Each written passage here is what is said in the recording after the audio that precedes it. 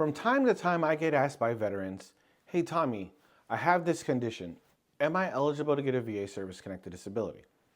Well, let's discuss how that all works and what is eligible.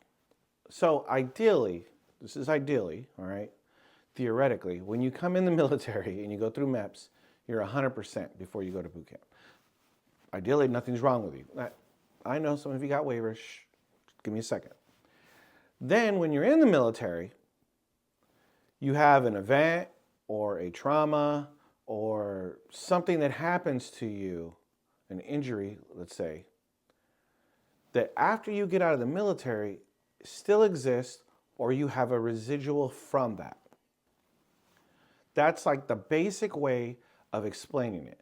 It doesn't have to be necessarily caused by the military. It just has to happen when you're in the military. You have to start it there, and then you still have it after you get out of the military. So let me give you a couple of examples for this. So if you came in and you had no problems with your blood sugar levels and all these things, and then you somehow just get adult onset diabetes when you're in the military, it starts then, or in some cases, even after you get out, if it's within a certain amount of time, and you still have it after you get out, you could apply and potentially get a VA service-connected disability.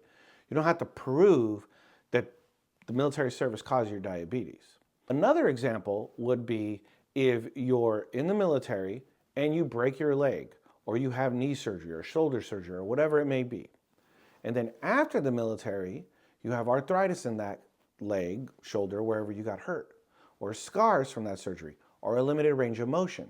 Those could all potentially be VA service-connected disabilities. Some other ones that people commonly talk about that you might baffle people is obstructive sleep apnea, post-traumatic stress disorder, things like that. Now, let's talk about if you had an injury before you got in the military, you got a waiver, and then in the military, you have it still, and it comes back, and then you have it post-military. Okay, if it was before you got in the military in general, they cannot give you a service-connected disability rating for that, except if it is aggravated or worsened by your military service. And those are the key phrases that you're looking for there. Now, I hope that explains what's compensatory as a VA service-connected disability. If you have any other questions, I highly recommend you go through my videos and see. I give tons of examples and clarifications on what these rules are.